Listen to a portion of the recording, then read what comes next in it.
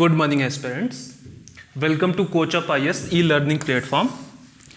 तो अभी तक आपका इस प्लेटफॉर्म पे आशुतोष सर हिस्ट्री का लेक्चर ले रहे थे, एनसीईआरटी हिस्ट्री चल रहा था। अब उसके साथ साथ पैरेलल आपका ज्योग्राफी का भी लेक्चर चलेगा जिसको मैं हैंडल करूंगा, ठीक है। तो अगर इन लेक्चर्स को आपको हमारे कोचअप आईएएस के यूट्यूब प्लेटफॉर्म पे ढूंढने में कोई दिक्कत हो रही है तो आप वहाँ पे प्ले लिस्ट के सेक्शन में जा सकते हैं। वहाँ पे फोल्डर वाइज सेग्रीगेटेड वे में आपका ज्योग्राफी, हिस्ट्री और इन सब के लेक्चर्स रहेंगे, तो आप आसानी से वहाँ पे इनको ढूंढ पाएंगे। मैं आपको दिखा देता हूँ, क्लियर हो जाएगा और अच्छे से। ये देखिए, आपका ज्योग्राफी का अलग फोल्डर है, हिस्ट्री का अलग है, जनरल डिस्कशन के अलग है, ठीक है। तो इस तरीके से आप ये चीज़ें एक्सेस कर सकते हैं।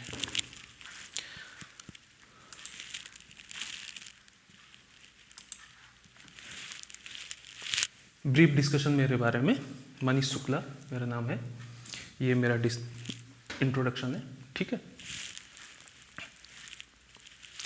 तो ठीक है, तो आज जो हमारा पॉइंट ऑफ डिस्कशन रहेगा वो है एनसीईआरटी ज्योग्राफी क्लास 6 की, ठीक है। उसमें हम चैप्टर नंबर 1 डिस्कस करेंगे। पूरी इस बुक का नाम है द अर्थ और हैबिटेट, पृथ्वी हमारा आवास, ठीक है। तो पृथ्वी के बारे में, जो कि हमारा आवास है, उसके बारे में हम जानेंगे, ठीक है। तो ये जो क्लास 6 की एनसीईआरटी की बुक है उसमें आपके टोटल 8 चैप्टर्स हैं। पहला चैप्टर जो है आपका वो है the earth in the solar system, सौर मंडल में पृथ्वी, ठीक है।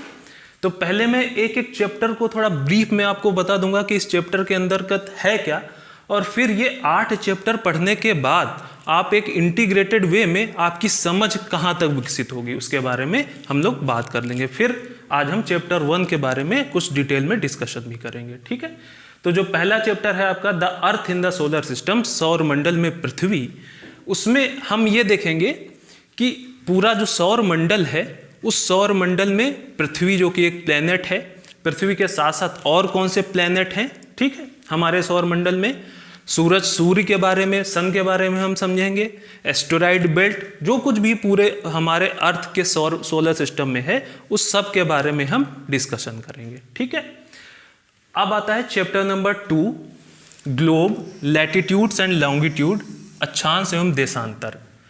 तो ये चैप्टर पढ़ने का मतलब क्या है, क्या सिग्निफिकेंस है इस चैप्टर का।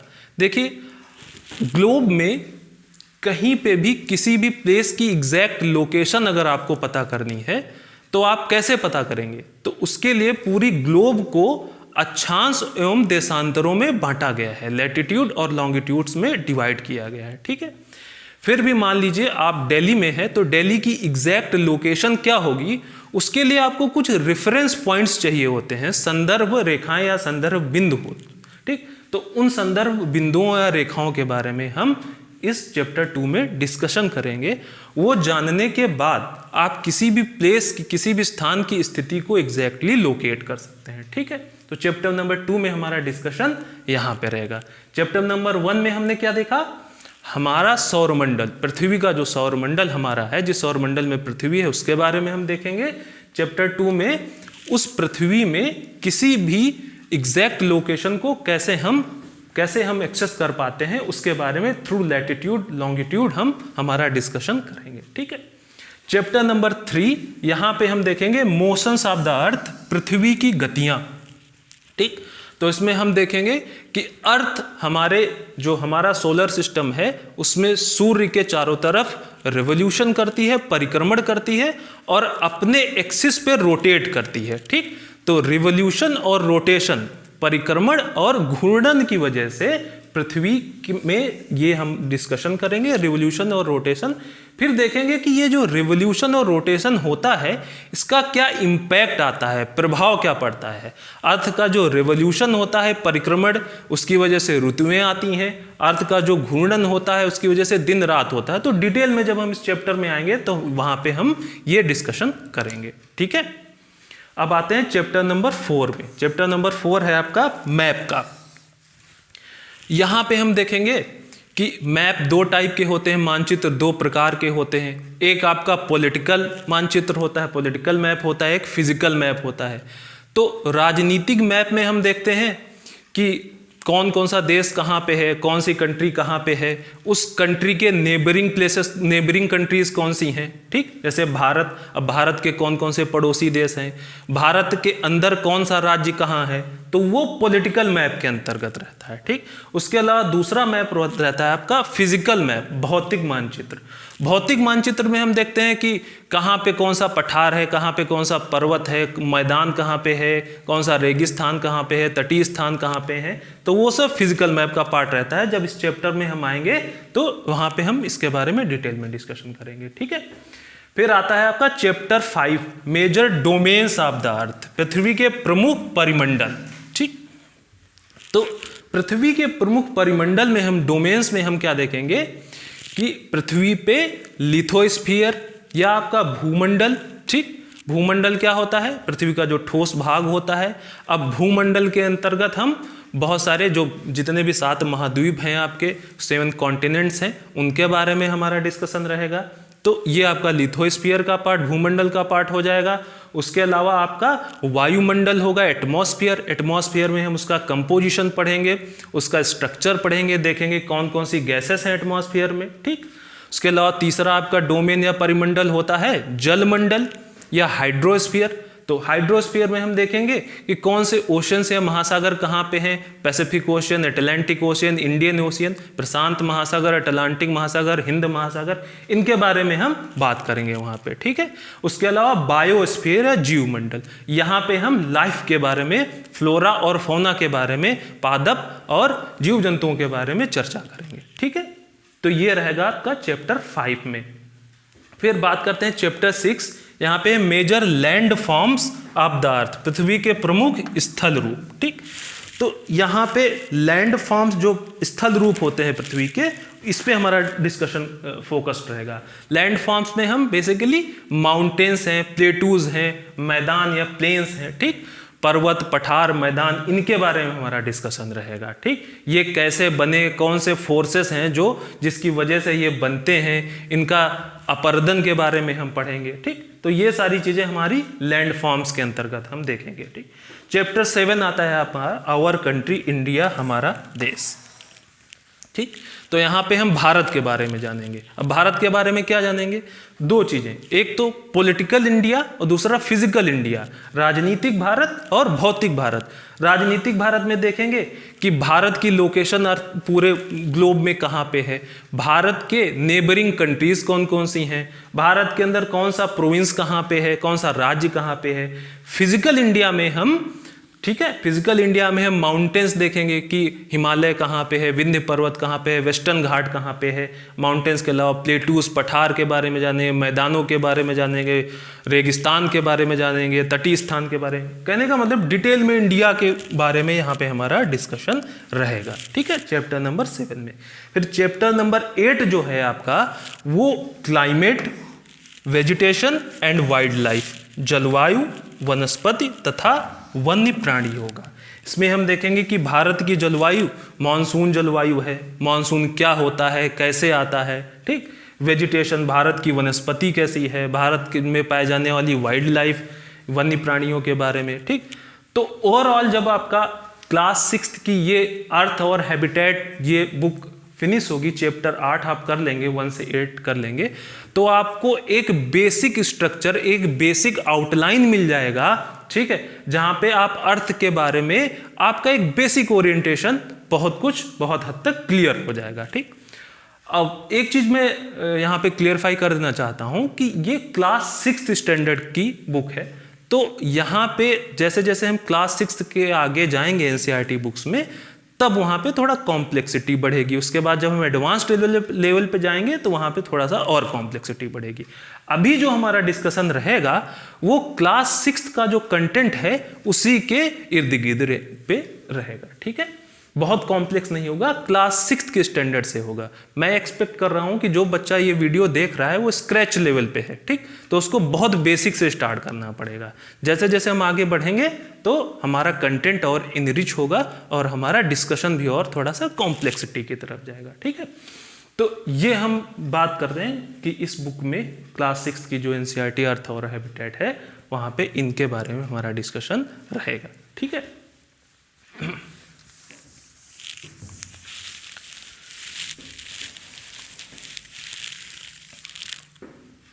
तो एक बार मैं रिपीट कर दूं, चैप्टर 1 में the earth in the solar system, सौर मंडल में पृथ्वी। यहां पे हम क्या देखेंगे, पृथ्वी जो कि एक ग्रह है, प्लेनेट है, उसके सौर मंडल के बारे में पढ़ेंगे। और कौन कौन से ग्रह हैं हमारे सौर मंडल में, हमारा सूरज के बारे में हम जानेंगे। चैप्टर नंबर 2 में किसी भी प्लेस की एग्जैक्ट लोकेशन अगर जाननी है तो हम उसको लैटिट्यूड और लॉन्गिट्यूड में डिवाइड करते हैं, अक्षांश एवं देशांतर में डिवाइड करते हैं। एग्जैक्ट लोकेशन जानने के लिए हमारे पास कुछ रेफरेंस लाइंस होनी चाहिए, संदर्भ लाइनें होनी चाहिए। हम कर्क रेखा, मकर रेखा, उनके बारे में हम चैप्टर 2 में जानेंगे। चैप्टर 3 में हमारा पृथ्वी की गतियां या मोशंस ऑफ द अर्थ, अर्थ का रिवोल्यूशन और अर्थ का रोटेशन, परिक्रमण और घूर्णन के बारे में बात करेंगे और उसके इंपैक्ट के बारे में बात करेंगे। चैप्टर 4 आपका मैप होगा, पॉलिटिकल मैप और फिजिकल मैप, राजनीतिक मानचित्र और भौतिक मानचित्र।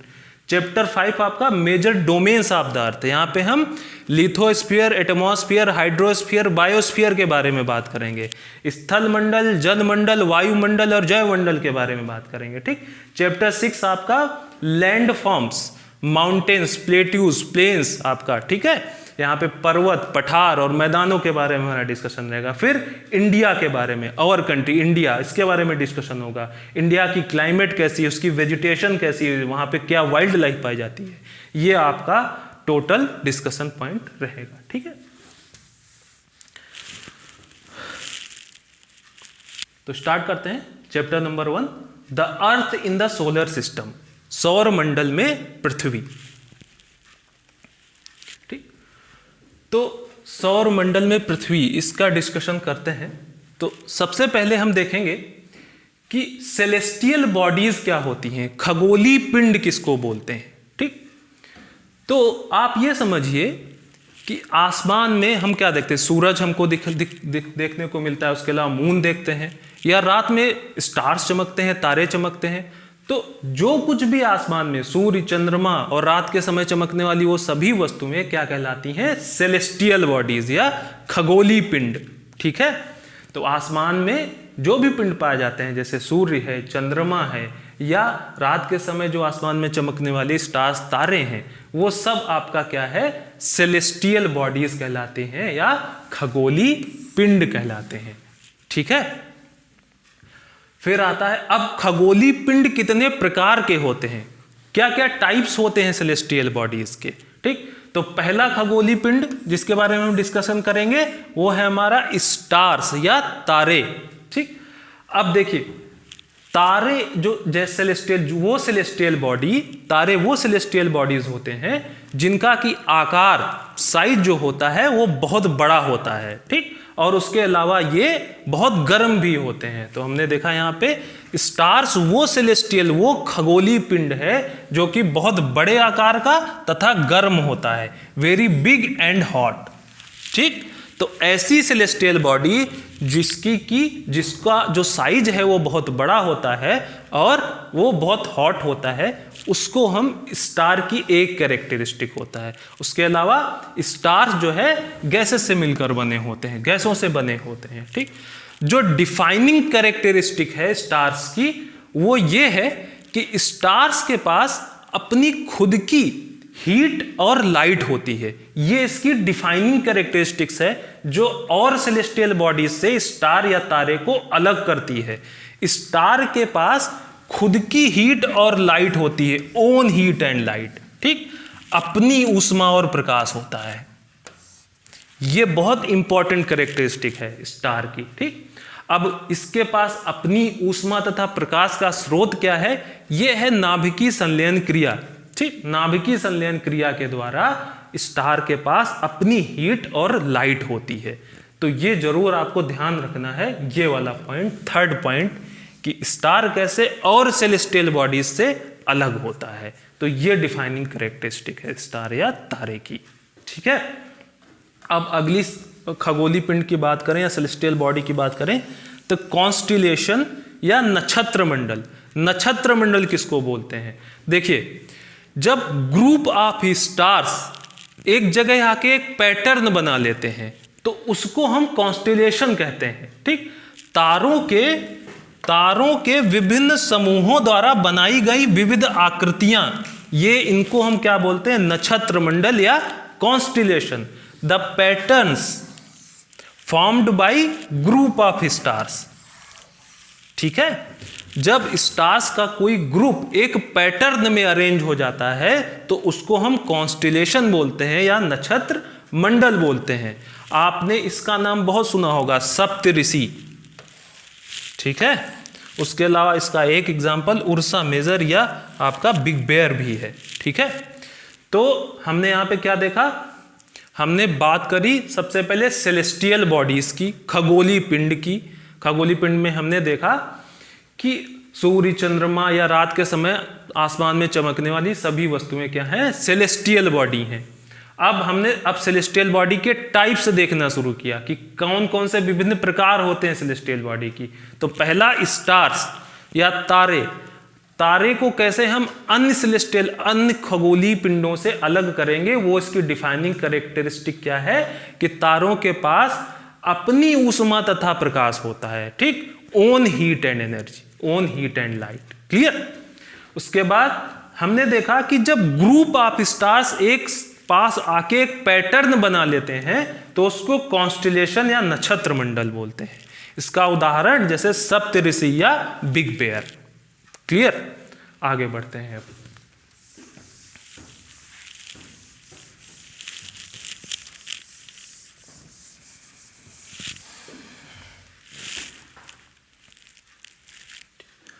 तो सेलेस्टियल बॉडीज में हमने अभी तक क्या क्या देखा स्टार देखा, कॉन्स्टिलेशन देखा।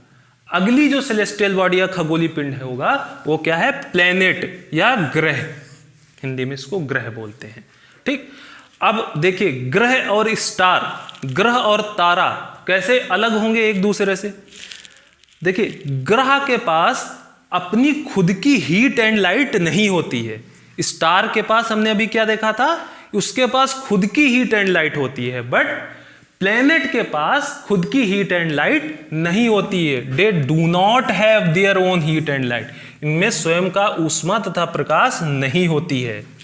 ठीक है, तो ये कैसे, इनके पास सोर्स क्या है, जो प्लेनेट के पास जो प्रकाश आता है उसका सोर्स क्या है, स्टार्स, जो तारों का प्रकाश है वो ग्रह पे आता है। ठीक है, ग्रहों के पास, प्लैनेट्स के पास अपना खुद का नहीं होता है लाइट एंड हीट। क्लियर।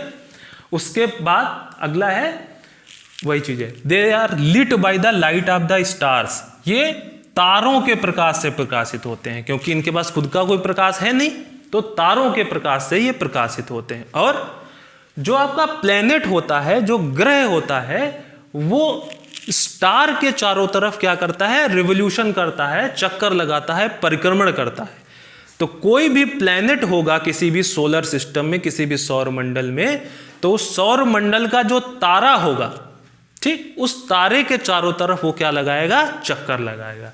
जैसे अर्थ क्या है, पृथ्वी क्या है, एक प्लैनेट है, एक ग्रह है। तो अर्थ जो है, जो हमारा सौर मंडल है, उसका जो तारा है सूर्य के चारों तरफ चक्कर लगाता है। क्लियर। अब आगे बात करें, a satellite is a celestial body that moves around the planet. Satellite is a celestial body that moves around the planets. ठीक, देखिए अब जो ग्रह होता है वो किसके चारों तरफ चक्कर लगाता है, स्टार के, ठीक, तारे के। और जो उपग्रह होता है, जो सैटेलाइट होता है, वो किसके तरफ चारों चक्कर लगाता है, वो ग्रह के चारों तरफ चक्कर लगाता है। ग्रह किसके चारों तरफ चक्कर लगाएगा, स्टार के। और उपग्रह किसके चारों तरफ चक्कर लगाएगा, ग्रह के। ठीक है, जैसे अर्थ का सैटेलाइट क्या है, मून। अब जो मून होता है वो अर्थ के चारों तरफ चक्कर लगाता है, और अर्थ किसके चारों तरफ, सूर्य के चारों तरफ। ठीक, अब ये तो है नेचुरल सैटेलाइट, जैसे चंद्रमा नेचुरल सैटेलाइट है। लेकिन कुछ मैन मेड सैटेलाइट भी होते हैं, जैसे इसरो हमारी संस्था है, नासा यूएस की संस्था है, तो ये डिफरेंट सैटेलाइट्स छोड़ते रहते हैं। जैसे बहुत सारे आपने देखो, अगर रीसैट है, ये सब काम आते हैं कि रिसोर्स मैपिंग के काम आते हैं। उसके अलावा डिजास्टर मैनेजमेंट के काम आते हैं। ये सब आगे हम डिस्कशन करेंगे। ठीक है, तो हमने क्या देखा, एक सेलेस्टियल बॉडी जिसके पास खुद की लाइट एंड हीट नहीं होती है, और जो स्टार के चारों तरफ रिवॉल्व करता है, उसको क्या बोलते हैं, प्लैनेट या ग्रह। ग्रह के चारों तरफ जो सेलेस्टियल बॉडी, जो खगोलीय पिंड चक्कर लगाता है, उसको क्या बोलते हैं? उपग्रह। क्लियर? तो अगली सेलेस्टियल बॉडी जो होती है उसके बारे में डिस्कशन करते हैं, एस्टेरॉइड्स या क्षुद्र ग्रह इनको बोलते हैं, एस्टेरॉइड्स। अब देखिए एस्टेरॉइड्स, पहली चीज तो ये टाइनी बॉडीज होते हैं, मतलब ये छोटे पिंड होते हैं। और कैसे छोटे पिंड? जो कि स्टार के चारों तरफ चक्कर लगाते रहते हैं। ठीक है, they move around the star, ये तारे के चारों ओर चक्कर लगाते हैं। क्लियर? तो एस्टेरॉइड टाइनी बॉडीज होती हैं जो कि आपके सन, जो कि जैसे हमारे जो स्टार है वो सन है, सन के चारों तरफ चक्कर लगाएगा। क्लियर? दूसरा, ये इनका जो ओरिजिन है, इनका जो उत्पन्न ये कहां से होते हैं? ये जो छोटे पिंड होते हैं ये प्रारंभ में, कालांतर में ये किसी प्लेनेट के ही भाग होते हैं। ये प्लेनेट जब एक्सप्लोड हो जाता है तो वो एक्सप्लोड होने के बाद जो छोटे छोटे इसके पार्ट्स बचते हैं, वो पार्ट्स ऑफ प्लेनेट क्या बना देते हैं? एस्टेरॉइड। ये छोटे पिंड कहां से आते हैं? प्रारंभ में कोई प्लेनेट होगा, वो जब एक्सप्लोड हो जाता है तो उसके जो छोटे छोटे टुकड़े निकलते हैं, वो छोटे छोटे टुकड़े जब स्टार के चारों तरफ चक्कर लगाने लगते हैं तो उस तरीके के खगोलीय पिंडों को हम एस्टेरॉइड या क्षुद्र ग्रह बोलते हैं। ठीक? These are parts of planet which exploded long back. ये कालांतर में विस्फोटित ग्रह के ही भाग होते हैं। क्लियर? तो ये होता है आपका एस्टेरॉइड। एग्जाम्पल आपको दूं तो हमारा जो सौर मंडल है उसमें मंगल ग्रह और बृहस्पति ग्रह, मार्स और जुपिटर के बीच एक पूरी एस्टेरॉइड्स की बेल्ट है जो हमारी सूरज के चारों तरफ चक्कर लगाती है। ठीक? अब इसको हम आगे डिटेल में देखेंगे। एस्टेरॉइड बेल्ट में आपको एक वीडियो दिखाऊंगा जहां पे आपको और ज्यादा क्लियर हो जाएगा ये सारी चीजें। ठीक है? फिर अगला जो सेलेस्टियल बॉडी है, खगोलीय पिंड है, वो मेटेओराइड या उल्का पिंड। ये उल्का पिंड भी जो स्टार होता है, जैसे हमारा सन है, उसके चारों तरफ चक्कर लगाते हैं। लेकिन कभी कभी ये मेटेओराइड्स क्या होते हैं? अर्थ पे डिसेंड हो जाते हैं। इनकी जो टेंडेंसी होती है वो अर्थ पे गिरने की हो जाती है। तो अर्थ के चारों तरफ एटमॉस्फियर है, वायुमंडल है, उसमें गैसेज हैं। तो जब ये जो मेटेओराइड्स होते हैं, उल्का पिंड होते हैं, जब ये काफी तेज वेलोसिटी से, काफी ज्यादा वेग से अर्थ के एटमॉस्फियर में इंटर करते हैं, तो अर्थ के एटमॉस्फियर में जो प्रेजेंट गैसेस होती हैं और ये उल्का पिंड के बीच घर्षण होता है। उस घर्षण की वजह से होता क्या है कि ये क्या हो जाते हैं, इनमें आग लग जाती है और एक स्प्लैश ऑफ लाइट दिखाई देती है हमको। ठीक? स्मॉल पीसेस ऑफ रॉक, छोटे छोटे टुकड़े हैं, that tend to drop upon the earth. ठीक? पत्थरों के छोटे टुकड़े जो पृथ्वी के निकट आकर गिरने की प्रवृत्ति रखते हैं, वो मेटेओराइड्स कहलाते हैं। जो अर्थ की एयर है उसके साथ घर्षण होता है, उसकी वजह से हीट अप हो जाते हैं और बर्न हो जाते हैं। क्लियर? अगर मान लीजिए कोई मेटेओराइड कंप्लीटली बर्न नहीं हुआ और इतने वेग के साथ, इतने वेलोसिटी के साथ आके जब वो अर्थ पे हिट करेगा तो अर्थ पे बहुत बड़े बड़े क्रेटर या गड्ढे बन जाते हैं। क्लियर? तो हमने क्या देखा?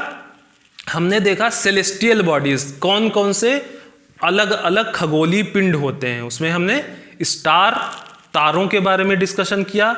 स्टार्स जब एक ग्रुप में एक पैटर्न बना लेते हैं तो उसको कॉन्स्टेलेशन या नक्षत्र मंडल कहते हैं। स्टार के चारों तरफ चक्कर लगाने वाले ग्रहों के बारे में जाना, ग्रहों के चारों तरफ चक्कर लगाने वाले उपग्रहों के बारे में जाना। फिर हमने देखा एस्टेरॉइड बेल्ट या क्षुद्र ग्रह क्या होते हैं, और फिर मेटेओराइड्स के बारे में देखा।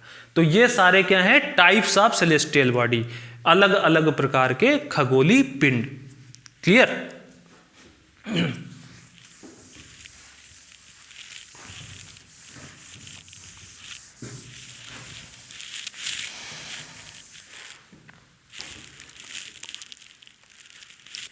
अब देखिए, इसको आप समझिए कि हमारा जो जैसे अर्थ है वो एक प्लेनेट है, एक ग्रह है।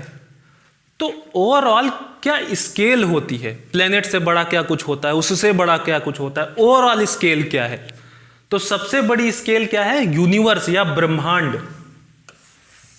ब्रह्मांड, हमारी पृथ्वी कहाँ है? ब्रह्मांड का ही भाग है ना। तो ब्रह्मांड सबसे बड़ी यूनिट है।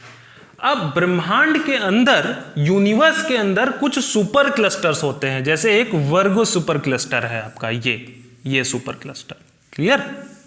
आपका ये सुपर क्लस्टर है, वर्गो सुपर क्लस्टर। अब सुपर क्लस्टर किसे कहते हैं? एक सुपर क्लस्टर में मिलियंस ऑफ गैलेक्सीज होती हैं, लाखों आकाश गंगाएं होती हैं। ठीक, अभी आगे आपको बेहतरीन, आगे आपको डिटेल में समझ में आएगा। ठीक है, तो एक सुपर क्लस्टर वो क्लस्टर होता है जिसमें मिलियंस ऑफ गैलेक्सीज होती हैं। तो मान लीजिए एक वर्गो सुपर क्लस्टर है ये। अब इस वर्गो सुपर क्लस्टर में ये क्या है, आपकी डिफरेंट गैलेक्सीज, ऐसी मिलियंस ऑफ गैलेक्सी एक सुपर क्लस्टर में होती हैं। एक सुपर क्लस्टर में मिलियंस ऑफ गैलेक्सीज, लाखों आपकी आकाश गंगाएं हैं। उनमें से एक आकाश गंगा कौन सी है? मिल्की वे गैलेक्सी। मिल्की वे गैलेक्सी, ये आपका मिल्की वे गैलेक्सी एक है। ठीक है, अब एक गैलेक्सी या एक आकाश गंगा के अंदर मिलियंस ऑफ क्या होते हैं? स्टार्स होते हैं। ठीक है, एक आकाश गंगा के अंदर, एक गैलेक्सी के अंदर मिलियंस ऑफ स्टार होते हैं। वैसे ही मिल्की वे एक गैलेक्सी जो है, उस मिल्की वे गैलेक्सी के अंदर भी क्या है? मिलियंस ऑफ स्टार्स, बहुत सारे तारे हैं, लाखों तारे हैं। क्लियर? उनमें से एक तारा कौन सा है? हमारा सूरज। ये क्लियर हुआ? सबसे पहले क्या है? ब्रह्मांड। ब्रह्मांड में क्या होता है? सुपर क्लस्टर्स होते हैं। उनमें से एक सुपर क्लस्टर है वर्गो सुपर क्लस्टर। अब इस सुपर क्लस्टर किनसे मिलकर बना होता है? Millions of galaxies, millions of आकाश, जो लाखों आकाश गंगाओं से। उनमें से एक आकाश गंगा है मिल्की वे गैलेक्सी। उस एक गैलेक्सी के अंदर मिलियंस ऑफ क्या होते हैं? स्टार्स होते हैं, लाखों तारे होते हैं। उनमें से एक तारा कौन है? हमारा सूरज। क्लियर? अब जो हमारा सूरज है, ठीक, हमारा जो तारा है, अर्थ का जो तारा है सूरज, सन, ये ठीक है, सूरज। अब ये सूरज क्या एक पुलिंग फोर्स होता है। ठीक, ये पुलिंग फोर्स क्या बनाता है? इस स्टार या इस सूर्य के पुलिंग फोर्स की वजह से एक सोलर सिस्टम का फॉर्मेशन होता है, एक सौर मंडल बनता है। इस सूरज की पुलिंग फोर्स की वजह से बहुत सारे ग्रह, बहुत सारे प्लैनेट्स इस सूरज के चारों तरफ क्या करते हैं? रिवॉल्व करते हैं। ये देखिए, ये देखिए, ये क्यों रिवॉल्व कर रहे हैं? क्योंकि इसका एक पुलिंग फोर्स है। क्लियर? तो होता क्या है? इसके पुलिंग फोर्स की वजह से कुछ सेलेस्टियल बॉडी, कुछ खगोलीय पिंड इसके चारों तरफ परिक्रमण करने लगते हैं। ठीक, रिवॉल्व करने लगते हैं इसके चारों तरफ। अब किसी स्टार के चारों तरफ रिवॉल्व करने वाले सेलेस्टियल बॉडीज को क्या बोलते हैं? हमने डिस्कस किया था, प्लैनेट या ग्रह। तो ऐसे ही हमारे सूरज के चारों तरफ चक्कर लगाने वाले जो सेलेस्टियल बॉडीज हैं उनको हम बोलते हैं ग्रह। अब हमारा जो सूरज है, इसके चारों तरफ बहुत सारे प्लैनेट्स रिवॉल्व करते हैं। उनमें से एक प्लैनेट कौन सा है? अर्थ। ये ठीक है, तो ये इतनी छोटी स्केल है अर्थ की। अर्थ क्या है? एक प्लैनेट, एक ग्रह जो कि किसी स्टार के चारों तरफ चक्कर लगाएगा। ये सूरज के चारों तरफ, जो हमारा सूरज है, इसके चारों तरफ चक्कर लगाता रहता है। इस सूरज के पुलिंग फोर्स की वजह से अर्थ के साथ साथ और भी बहुत सारे प्लैनेट्स अर्थ के चारों ओर चक्कर लगाते रहते हैं। तो हमारा सूरज और इसके चारों तरफ चक्कर लगाने वाले जो प्लैनेट्स हैं वो मिलके क्या बनाते हैं? एक सोलर सिस्टम बनाते हैं, सौर मंडल बनाते हैं। ठीक, अब जब मिलियंस ऑफ सौर मंडल एक उसमें आ जाते हैं तो ये मिलियंस ऑफ सौर मंडल मिलके क्या बनाते हैं आपका? ठीक है, मिलियंस ऑफ जो आपके सौर मंडल होते हैं वो मिलके बनाते हैं आकाश गंगा। क्लियर? और मिलियंस ऑफ आकाश गंगाएं मिलके क्या बनाती हैं? एक सुपर क्लस्टर। और millions of, there are millions and billions of super cluster in universe या ब्रह्मांड। तो ये स्केल है। ठीक है, हमने ग्रह से शुरू किया था। ग्रह किसके चारों तरफ चक्कर लगा रहा है? सूर्य एक तारे के चारों तरफ चक्कर लगा रहा है। तारे की जो अट्रैक्शन फोर्स होती है, पुलिंग फोर्स होती है, उसकी वजह से ग्रह इसके चारों तरफ चक्कर लगाते हैं और ये ग्रह और तारा मिलके एक सौर मंडल का निर्माण करते हैं। ऐसे कई सौर मंडल एक आकाश गंगा में होते हैं, एक गैलेक्सी में होते हैं। ऐसी कई गैलेक्सीज मिलके सुपर क्लस्टर बनाते हैं और ऐसे कई सुपर क्लस्टर मिलके यूनिवर्स का फॉर्मेशन करते हैं। क्लियर? तो ये हमने डिस्कशन किया कि अर्थ जो है उसकी यूनिवर्स में कितनी छोटी स्केल है। क्लियर?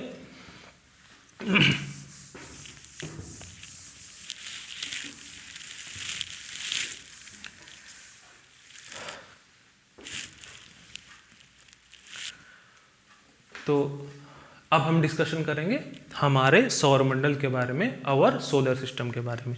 अभी हमने देखा था सूर्य था, सन था, और उसके चारों तरफ प्लैनेट्स क्या करते थे?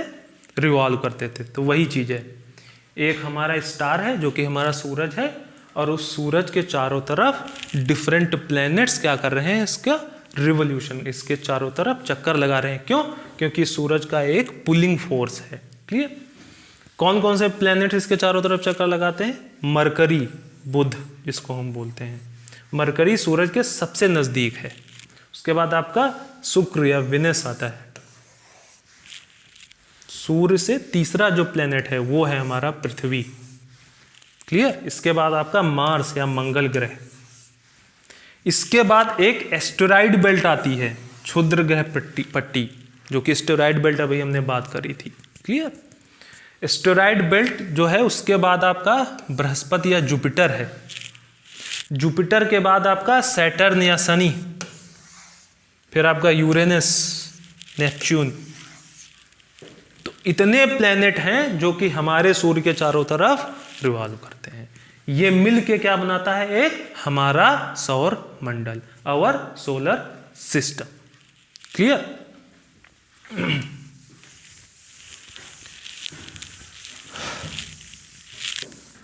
तो अब मैं आपको एक वीडियो दिखाता हूं।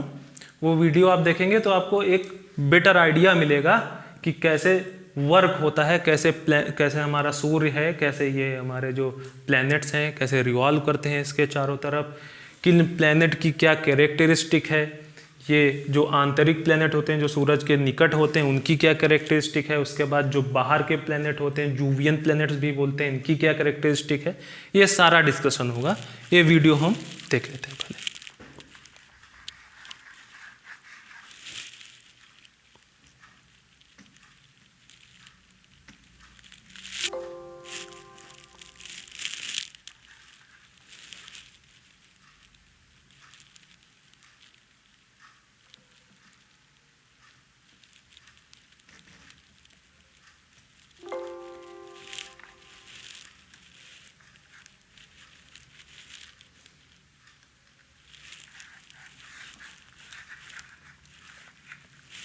एक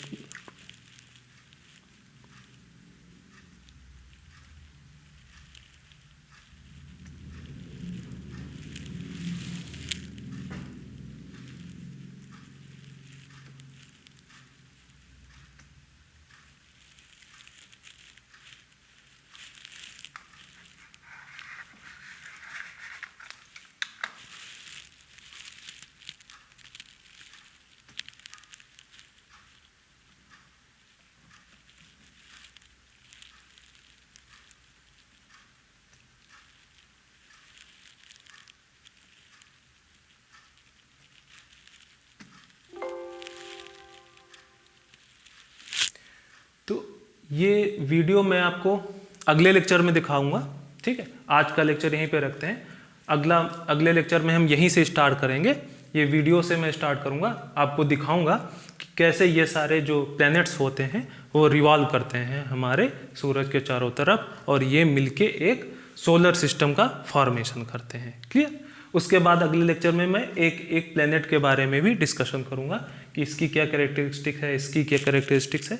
ऐसे हम बात करके ये अपना जो चैप्टर नंबर 1 है वो फिनिश करेंगे, जो कि है अर्थ इन आवर सोलर सिस्टम। ठीक है, तो आज के लेक्चर में इतना ही रखते हैं। और आपको मैंने बता ही दिया था पहले कि आशुतोष सर का जो हिस्ट्री का लेक्चर चल रहा था वो पैरेलली रन करेगा। आप लोग YouTube पे जाके सेग्रीगेटेड वे में हिस्ट्री और ज्योग्राफी दोनों NCERT के लेक्चर्स को स्टार्ट कर सकते हैं। ठीक है, तो आज के लेक्चर में इतना रखते हैं। Thank you.